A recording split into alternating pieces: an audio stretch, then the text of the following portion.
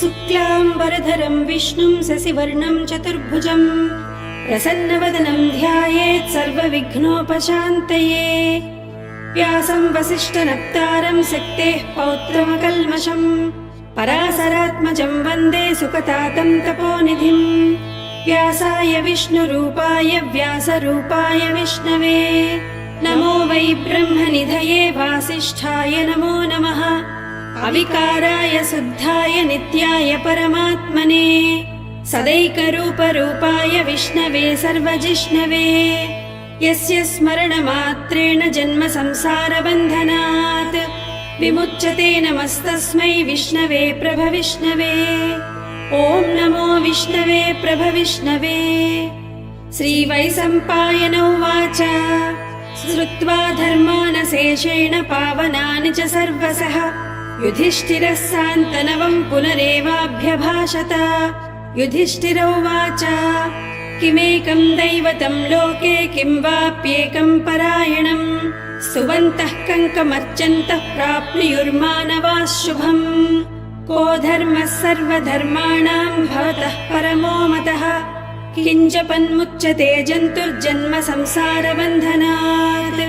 श्रीभीष्म उवाच जगत्प्रभुं देवदेवम् अनन्तं पुरुषोत्तमं स्तुवन्नाम सहस्रेण पुरुषः सततोत्थितः तमेव चार्चयन् नित्यं भक्त्या पुरुषमव्ययम् ध्यायन् स्तुवन् नमस्यंश्च यजमानस्तमेव च।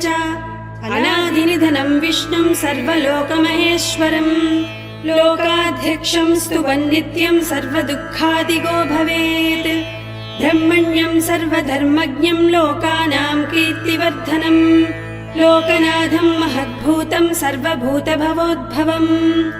एष मे सर्वधर्माणां धर्मोऽधिकतमो मतः यद्भक्त्या पुण्डरीकाक्षं स्तवैरर्चेन्नरः सदा। परमं यो महत्तेजः परमं यो महत्तपः परमं यो महद्ब्रह्म परमं यः परायणम्। पवित्राणां पवित्रं यो मङ्गलानां च मङ्गलम् दैवतं देवतानां च भूतानां यो व्ययः पिता यतः सर्वाणि भूतानि भवन्त्यादियुगागमे यस्मिंश्च प्रलयं यान्ति पुनरेव युगक्षये। तस्य लोकप्रधानस्य जगन्नाथस्य भूपते विष्णोर्नाम सहस्रं मे शृणु पापभयापहम्। यानि नामानि गौणानि विख्यातानि महात्मनः ऋषिभिः परिगीतानि तानि वक्ष्यामि भूतये। ऋषिर्नाम सहस्रस्य वेदव्यासो महामुनिः छन्दोनुष्टुप् तथा देवो भगवान् देवकीसुतः अमृतांशूद्भवो बीजं शक्तिर्देवकीनन्दनः त्रिसामाहृदयन्तस्य शान्त्यर्थे विनियुज्यते। विष्णुं जिष्णुं महाविष्णुं प्रभविष्णुं महेश्वरम् अनेकरूपदैत्यान्तं नमामि पुरुषोत्तमम्। अस्य श्रीविष्णोर्दिव्यसहस्रनाम स्तोत्र महामन्त्रस्य श्रीवेदव्यासो भगवान् ऋषिः अनुष्टुप् छन्दः श्रीमहाविष्णुर्परमात्मा श्रीमन्नारायणो देवता अमृतांशूद्भवो भानुरुतिबीजम् देवकीनन्दन स्रष्ठेति शक्तिः उद्भवः क्षोभणो देव इति परमो मन्त्रः। शङ्खभृन्नन्दकी चक्रीति कीलकम् शाङ्खधन्वा गदाधर इत्यस्त्रम् तथाङ्गपाणिरक्षोभ्य इति नेत्रम् त्रिसामासामगः सामेति कवचम् आनन्दं परब्रह्मेति योनिः ऋतुः सुदर्शनः काल इति दिग्बन्धः श्रीविश्वरूप इति ध्यानम्। श्रीमहाविष्णुर्प्रीत्यर्थे सहस्रनाम जपे विनियोगः। ध्यानम् क्षीरोधन्वत्प्रदेशे शुचिमणिविलसत्सैकते मौक्तिकानाम् माला क्लिप्तासनस्थस्फटिकमणिनिभैर्मौक्तिकैर्मण्डिताङ्गः शुभ्रैरभ्रैरदभ्रैरुपरि विरचितैर्मुक्तपीयूषवर्षैः आनन्दीनः पुनीयात् अरुणरणगदा शङ्खपाणिर्मुकुन्दः। भूपादौ यस्य नाभिर्वेदसुरनिलश्चन्द्रसूर्यौ च नेत्रे कर्णावाचा शिरोद्यौर्मुखमपि दहनो यस्य वास्थेयमद्भिः अन्तस्तं यस्य विश्वं सुरनरखगो भोगि गन्धर्वदैत्यैः चित्रं रं एतेतं त्रिभुवनवपुसं विष्णुमीशं नमामि। ॐ नमो भगवते वासुदेवाय।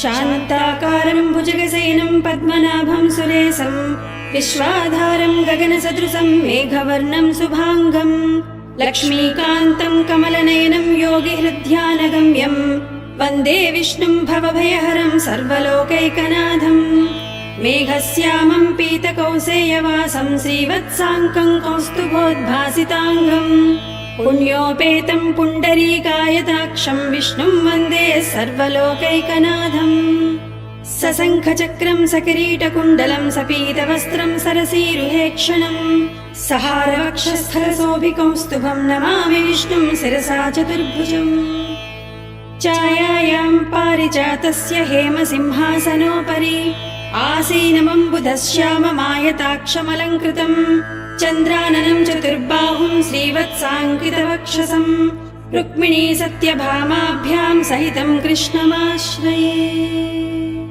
ॐ विश्वं विष्णुर्वषट्कारो भूतभव्यभवत्प्रभुः भूतकृद्भूतवृद्भावो भूतात्मा भूतभावनः भूतात्मा परमात्मा च मुक्तानां परमागतिः अव्ययः पुरुषः साक्षी क्षेत्रघ्नोऽक्षर एव च योगो योगविदां नेता प्रधानपुरुषेश्वरः नारसिंहवपुः श्रीमान् केशवः पुरुषोत्तमः सर्वः सर्वशिवस्थाणुर्भूताधिर्निधिरव्ययः सम्भवो भावनो भर्ता प्रभवः प्रभुरीश्वरः स्वयंभू शम्भुरादित्यः पुष्कराक्षो महास्वनः अनादिनिधनो दाता विधाता धातुरुत्तमः अप्रमेयो हृषीकेशः पद्मनाभोऽमरप्रभुः विश्वकर्मा मनुस्त्वष्टा स्थविष्ठस्थविरो ध्रुवः अग्राह्यः शाश्वतः कृष्णो लोहिताक्ष प्रतर्धनः प्रभूतस्त्रिककुद्धामा पवित्रं मङ्गलं परम् ईशानः प्राणदः प्राणो ज्येष्ठः श्रेष्ठः प्रजापतिः हिरण्यगर्भो भूगर्भो माधवो मधुसूदनः ईश्वरो विक्रमी धन्वी मेधावी विक्रमक्रमः अनुत्तमो दुरादर्शः कृतज्ञः कृतिरात्मवान् सुरेशः शरणं शर्म विश्वरेता प्रजाभवः अहः संवत्सरो व्याळः प्रत्ययः सर्वदर्शनः अजः सर्वेश्वरः सिद्धः सिद्धिः सर्वाधिरच्युतः विशाखपिरमेयात्मा सर्वयोगविनिश्रुतः वसुर्वसुवनः सत्यः समात्मा संवितः समः अमोघः पुण्डरीकाक्षो वृषकर्मा वृषाकृतिः रुद्रो बहुशिरा भभ्रुर्विश्वयोनिसुचुश्रवाः अमृतः शाश्वतस्थाणुर्वरारोहो महातपाः सर्वगः सर्वविद्भानुर्विश्वक्सेनो जनार्दनः वेदो वेदविदव्यङ्गो वेदाङ्गो वेदवित्कविः लोकाध्यक्षः सुराध्यक्षो धर्माध्यक्षः कृताकृतः चतुरात्मा चतुर्व्यूह चतुर्द्रंष्ट्रश्चतुर्भुजः भ्राजिष्णुर्भोजनं भोक्ता सहिष्णुर्जगदादिजः अनघो विजयो जेता विश्वयोनिर्पुनर्वसुः उपेन्द्रो वामनः प्रांसुरमोघः सुचिरोर्जितः अतीन्द्रः सङ्ग्रहः सर्गो धृतात्मा नियमो यमः वेद्यो वैद्यः सदा योगी वीरः माधवो मधुः अतीन्द्रियो महामायो महोत्साहो महाबलः महाबुद्धिर्महावीर्यो महाशक्तिर्महाद्युतिः अनिर्देश्य वपुः श्रीमानमेयात्मा महाघ्रिदत् महेश्वासो महीभर्ता श्रीनिवासः सताङ्गतिः अनिरुद्धः सुरानन्दो गोविन्दो गोविदाम्पतिः मरीचित्तमनोहंसः सुपर्णो भुजगोत्तमः हिरण्यनाभः सुतपः पद्मनाभः प्रजापतिः अमृतः सर्वदृक्सिंहः सन्धाता सन्धिमान् स्थिरः अजो दुर्मर्शनः शास्ता विश्रुतात्मा सुरारिः गुरुर्गुरुतमो धामः सत्यः सत्यपराक्रमः निमिषो निमिषस्रग्वी वाचस्पतिरुधारधीः अग्रणीर्ग्रामणी श्रीमान् न्यायो नेता समीरणः सहस्रमूर्धा विश्वात्मा सहस्राक्षः सहस्रपात् आवर्तनो निवृत्तात्मा संवृतः सम्प्रमर्दनः अहः संवर्तको वह्निरनिलो धरणीधरः सुप्रसादः प्रसन्नात्मा विश्वभुग्विभुः सत्कर्ता सत्कृतः साधुर्जह्नुन्नारायणो नरः असङ्ख्येयो प्रमेयात्मा विशिष्टशिष्टकृच्छुचिः सिद्धार्थः सिद्धसङ्कल्पः सिद्धिदः सिद्धिसाधनः वृषाही वृषभो विष्णुर्वृषपर्वा वृषोदरः वर्धनो वर्धमानश्च विविक्तश्रुतिसागरः सुभुजो दुर्धरो वाग्मी महेन्द्रो वसुदो वसुः नैकरूपो बृहद्रूपसिपिविष्टप्रकाशनः ओजस्तेजोद्युतिधरः प्रकाशात्मा प्रतापनः रुद्धस्पष्टाक्षरो मन्त्रश्चन्द्रान् सुर्भास्करद्युतिः अमृतांशूद्भवो भानुः ससबिन्धुः सुरेश्वरः औषधम् जगतः सेतुः सत्यधर्मपराक्रमः भूतभव्यभवन्नादः पवनः पावनो नलः कामः कामकृत्कान्ता कामः कामप्रदप्रभुः युगादिकृज्जिगावर्तो नैकमायो महासनः अदृश्यो व्यक्तरूपश्च सहस्रजितरन्तजित् शिष्ठो विशिष्टशिष्ठेष्ठः शिखण्डीनहुषो वृषः क्रोधः क्रोधकृत्कर्ता विश्वबाहुर्महीधरः अच्युतप्रतितप्राणदो वासवानुजः अपान्निधिरधिष्ठानमप्रमत्तप्रतिष्ठितः स्कन्दधरो धुर्यो वरदो वायुवाहनः वासुदेवो बृहद्भानुरादिदेवः पुरन्दरः अशोकस्तारणस्तारः सूरः सौरिज्जनेश्वरः अनुकूलः सतावर्तः पद्मी पद्मनिभेक्षणः पद्मनाभोरविन्दाक्षा पद्मगर्भः शरीरभृत् महर्धिवृद्धो वृद्धात्मा महाक्षो गरुडध्वजः अतुलः सरभो भीमः समयज्ञो हविर्हरिः सर्वलक्षणलक्षण्यो लक्ष्मीवान् समितिञ्जयः विक्षरो रोहितो मार्गो हेतुर्दामोदरः सः महीधरो महाभागो वेगवानमितासनः उद्भवः क्षोभणो देव श्रीगर्भः परमेश्वरः करणं कारणं कर्ता विकर्ता गहनो गुहः व्यवसायो व्यवस्थानः संस्थानस्थानदो ध्रुवः परद्धिः परमस्पष्टतुष्टः पुष्टः सुभेक्षणः रामो विरामो विरजो मार्गो नेयो नयोनयः वीरशक्तिमतां श्रेष्ठो धर्मो धर्मविदुत्तमः वैकुण्ठः पुरुष प्राणद प्रणवपृथुः हिरण्यगर्भः शत्रुघ्नो व्याप्तो वायुरधोक्षजः ऋतुः सुदर्शनः कालः परमेष्टि परिग्रहः उग्रः संवत्सरो दक्षो विश्रामो विश्वदक्षिणः विस्तारस्तावरस्तानुप्रमाणम् बीजमव्ययम् अर्धोनर्धो महाकोशो महाभोगो महाधनः अनिर्विण्णस्थविष्टो भूर्धर्मयूपो महामकः नक्षत्रिणेमिर्नक्षत्री क्षमक्षामः समीहनः यज्ञयुज्यो महेज्यश्च क्रतुः सत्रम् सताङ्गतिः सर्वदर्शी निवृत्तात्मा सर्वज्ञो ज्ञानमुत्तमम् सुव्रतः सुमुखः सूक्ष्मः सुघोषः सुकृतः सुहृत् मनोहरो जितक्रोधो वीरबाहुर्विदारणः स्वापनस्वपसो व्यापी नैकात्मा नैककर्मकृत् वत्सरो वत्सलो वत्सी रत्नगर्भो धनेश्वरः धर्मकुद्धर्मी सदसक्षरमक्षरम् अविज्ञाता सहस्रांशुर्विधाता कृतलक्षणः गभस्तिनेमिः सक्त्वस्तः सिंहो भूतमहेश्वरः आदिदेवो महादेवो देवेशो देवभृद्गुरुः उत्तरो गोपतिर्गोप्ता ज्ञानगम्यः पुरातनः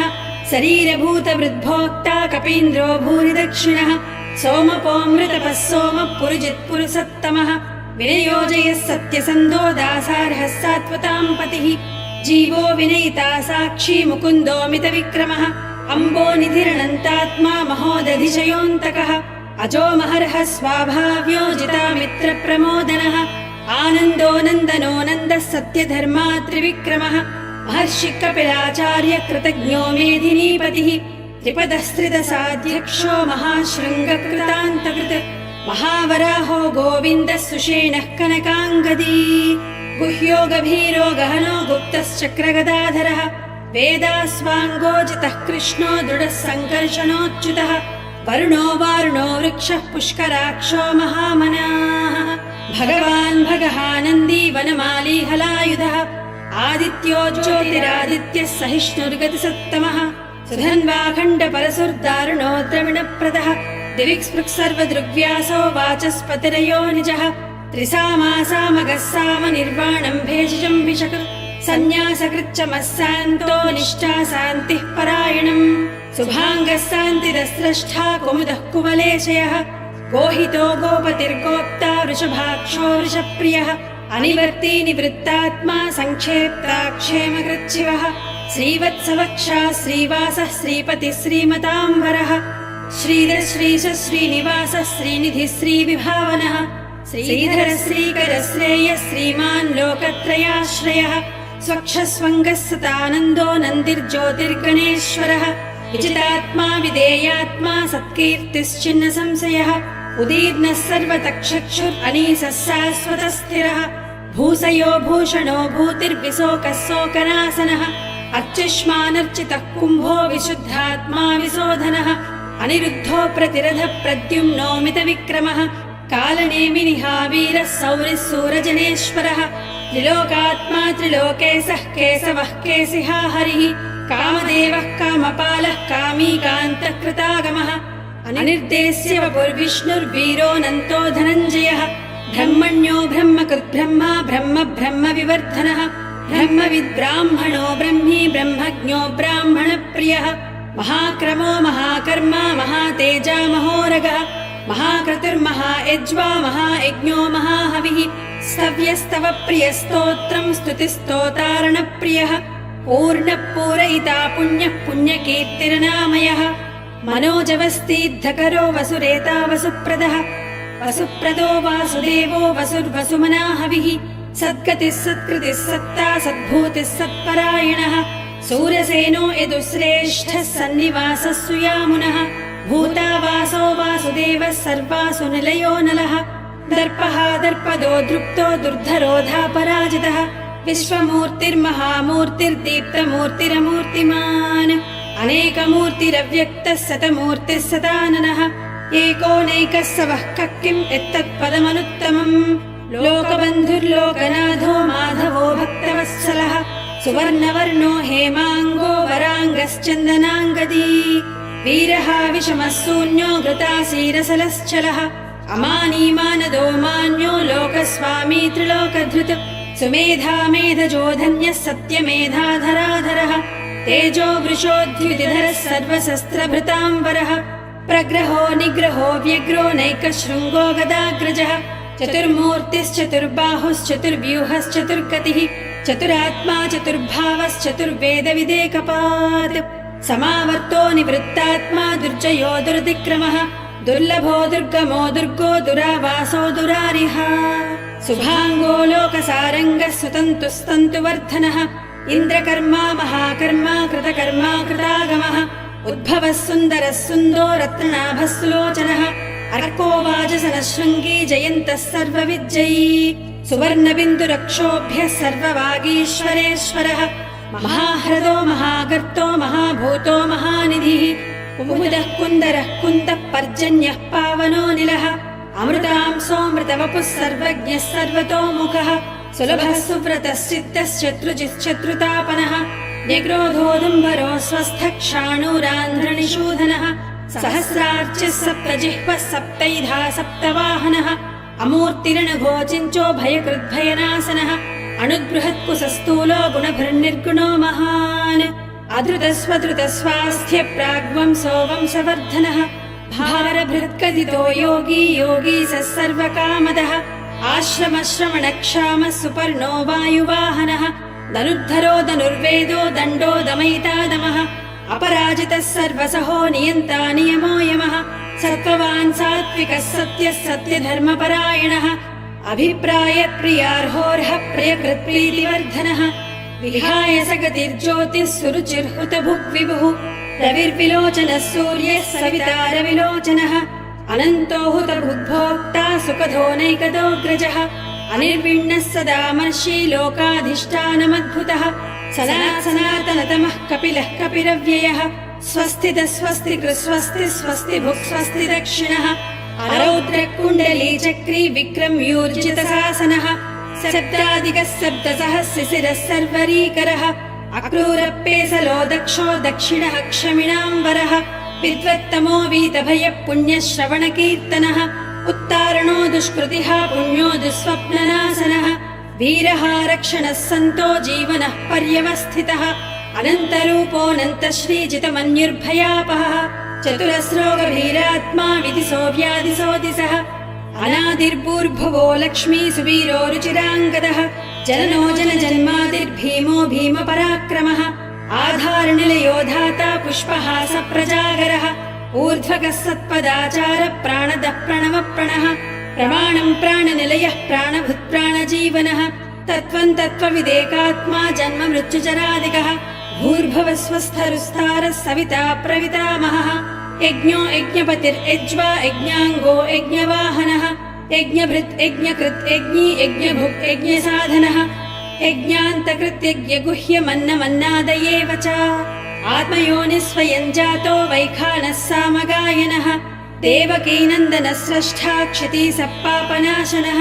शङ्खभृन्नन्दकी चक्री शाङ्घ्रधन्वागदाधरः तथाङ्गपाणिरक्षोभ्यः सर्वप्रहरणायुधः श्रीसर्वप्रहरणायुध ॐ नम इति वनमाली गदीशाङ्घी शङ्खी चक्री च नन्दकी श्रीमान्नारायणो विष्णुर्वासुदेवोऽभिरक्षतु वनमाली गदीशाङ्घी शङ्खी चक्री च नन्दकी श्रीमान्नारायणो विष्णुर्वासुदेवोऽभिरक्षतु वनमाली गदीशाङ्घी शङ्खी चक्री च नन्दकी श्रीमान्नारायणो विष्णुर्वासुदेवोऽभिरक्षतु श्रीवासुदेवोऽभिरक्षतु ॐ नम इतीदम् कीर्तनीयस्य केशवस्य महात्मनः नाम्नाम् सहस्रम् दिव्यानामशेषेण प्रकीर्तितम् यैदम् शृणुयान् नित्यम् यच्छापि परिकीर्तयेत् नाशुभम् प्राप्नुयात् किञ्चित् सोमुत्रेह च मानवः वेदान्तको ब्राह्मणः स्यात् क्षत्रियो विजयी भवेत् वैश्यो धनसमृद्धः स्यात् शूद्रः सुखमवाप्नुयात् धर्मार्थी प्राप्नुयात् धर्ममर्थार्थी चार्थमाप्नुयात् कामानवाप्नुयात् कामी प्रजार्थी चाप्नुयात् प्रजाः भक्तिमान्यः सदोद्धाय शुचिः सद्गतमानसः सहस्रम् वासुदेवस्य नाम्नामेतत् प्रकीर्तयेत् यशः प्राप्नोति विपुलम् याति प्राधान्यमेव च अचलाम् श्रियमाप्नोति श्रेयः प्राप्नोत्यनुत्तमम् न भयम् क्वचिदाप्नोति वीर्यम् तेजश्च विन्दति भवत्यरोगोद्युतिमान् बलरूपगुणान्वितः रोगार्तो मुच्यते रोगात् बद्धो मुच्येत बन्धनात् भयान्मुच्येत भीतस्तु मुच्येतापन्न आपदः दुर्गाण्यतितरस्यासु पुरुषः पुरुषोत्तमम् स्तुवन्नाम सहस्रेण नित्यम् भक्तिसमन्वितः वासुदेवाश्रयो मर्त्यो वासुदेवपरायणः सर्वपापविशुद्धात्मा याति ब्रह्म सनातनम् न वासुदेव भक्तानामशुभम् विद्यते क्वचित् जन्म मृत्युजरा व्याधि भयम् नैवोपजायते इमम् स्तवमिधीयानः श्रद्धा भक्तिसमन्वितः युज्येतात्मसुखक्षान्तिः श्रीधृतिस्मृतिकीर्तिभिः न क्रोधो न च माश्चर्यम् न लोभो नाशुभामतिः भवन्ति कृतपुण्यानाम् भक्तानाम् पुरुषोत्तमे द्वौ स चन्द्रार्कनक्षत्रम् खम्दिसो भूर्महोदधिः वासुदेवस्य वीर्येण विधृतानि महात्मनः ससुरासुरगन्धर्वम् स यक्षोरगराक्षसम् जगद्वसे वर्ततेदम् कृष्णस्य सचराचरम् इन्द्रियाणि मनोबुद्धिः सत्त्वम् तेजोबलम् धृतिः वासुदेवात्मकान्याहुः क्षेत्रम् क्षेत्रज्ञ एव च सर्वागमानामाचारप्रथमम् परिकल्पते आचारप्रभवो धर्मो धर्मस्य प्रभुरच्युतः ऋषयः पितरो देवा महाभूतानि धातवः जङ्गमाजङ्गमम् चेदम् जगन्नारायणोद्भवम् योगो ज्ञानम् तथा साङ्ख्यम् विद्या शिल्पादिकर्म च वेदाः शास्त्राणि विज्ञानमेतः सर्वम् जनार्दनात् एको विष्णुर्महद्भूतम् पृथग्भूतान्यनेकशः त्रीन् लोकान् व्याप्य भूतात्मा भुङ्क्ते विश्वभुगव्ययः इमम् स्तवम् भगवतो विष्णोर्व्यासेन कीर्तितम् पठेद्य इच्छेत् पुरुषः श्रेयः प्राप्नुम् सुखानि च विश्वेश्वरमजम् देवम् जगतः प्रभुमव्ययम् भजन्ति ये पुष्कराक्षम् न ते यान्ति पराभवम् न ते यान्ति पराभवम् ॐ नम इति अर्जुनोवाच पद्मपत्रविशालाक्ष पद्मनाभसुरोत्तम भक्तानामनुरक्तानाम् त्राता भव जनार्दन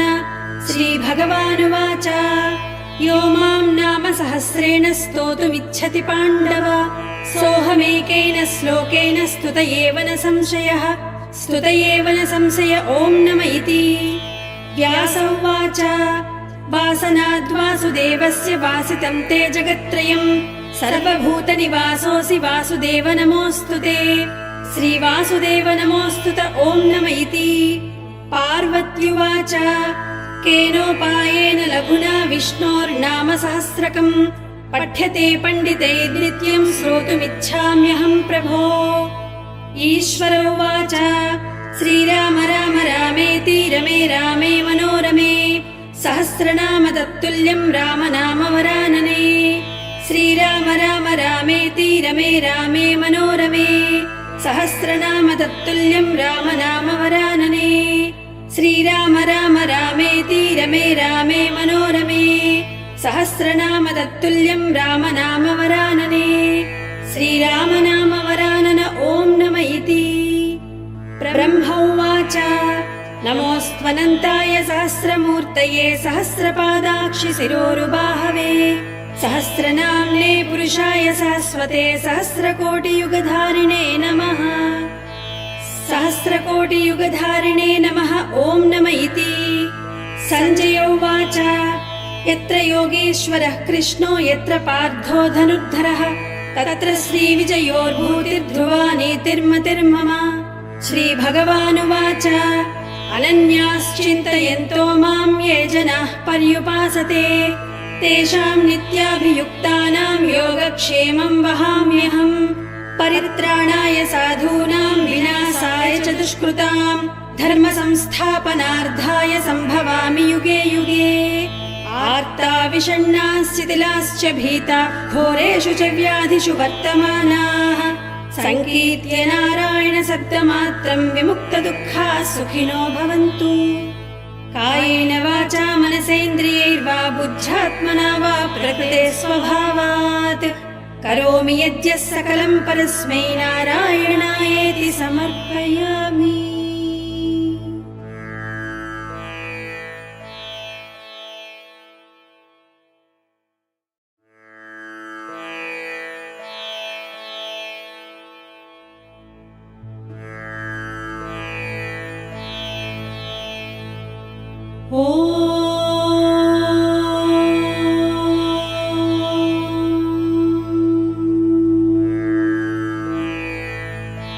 शुक्लाम्बरधरं विष्णुं शशिवर्णं चतुर्भुजं प्रसन्नवदनं ध्यायेत् सर्वविघ्नोपशान्तये। व्यासं वसिष्ठनप्तारं शक्तेः पौत्रमकल्मषं पराशरात्मजं वन्दे सुकतातं तपोनिधिम्।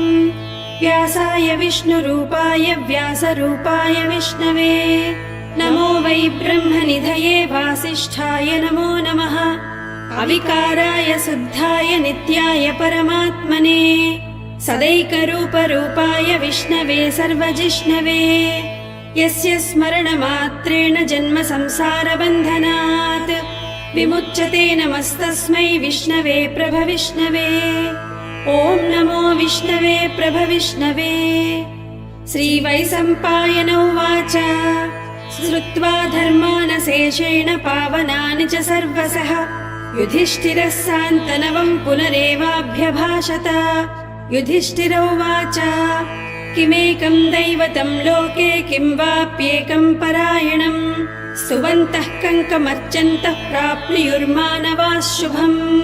को धर्मः सर्वधर्माणां भवतः परमो मतः किञ्जपन्मुच्यते जन्तुर्जन्म संसारबन्धनात्।